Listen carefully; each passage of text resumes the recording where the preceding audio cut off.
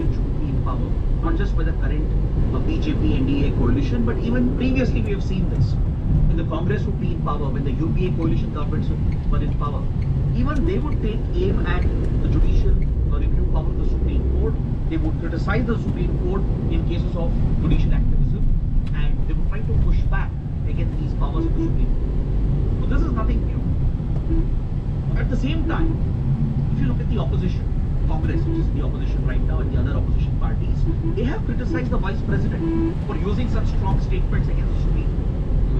They have criticized the Vice President for targeting Article 142. It's an extraordinary power to the Supreme Court.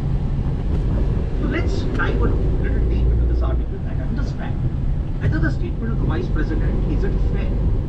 Does it have some merit? Is the Supreme Court really becoming despotic? Is the Supreme Court really becoming मेरे हिसाब से तो भाई ये जरूरत है। Supreme court इतने दिन से जजमेंट नहीं दे रहा था इस पे, तो कहाँ तक सही था? बिल पेंडिंग था, दे ही नहीं रहा था जजमेंट। मतलब बेसिकली गवर्नर पास नहीं कर रहा था ना, एसेंट नहीं दे रहा था, होल्ड करके रखे जा रहा है 1 महीना 2 महीना 4 महीना 10 महीना। ये कोई तरीका थोड़ी है भाई। स्टेट गवर्नमेंट को भी तो फंक्शन करना है, और बिना बिल पास किए फंक्शन कर नहीं सकता। तो एक तरह से तो ये फेडरलिज्म पे अटैक है। फेडरलिज्म पे अटैक है मतलब बेसिक स्ट्रक्चर ऑफ डॉक्ट्राइन पे अटैक है। This is not fair.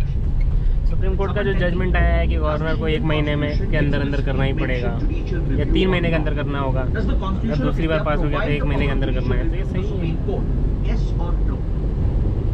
Mumtaz Sheikh has given the right answer, even Ritu and others. Very good. It is not mentioned in the Constitution at all. The term judicial review does not find a reference. It's not explicitly mentioned in the Constitution. So where does the Supreme Court get this power from? I'm sure you would have studied Article 13 when you read about fundamental rights. Article 13 essentially says that any law which goes against the Constitution will be void. Any law that could violate your rights will be void. So from Article 13 you can infer that the Supreme Court, which is the guardian of the Constitution, it can step in and review any law, any policy of the government.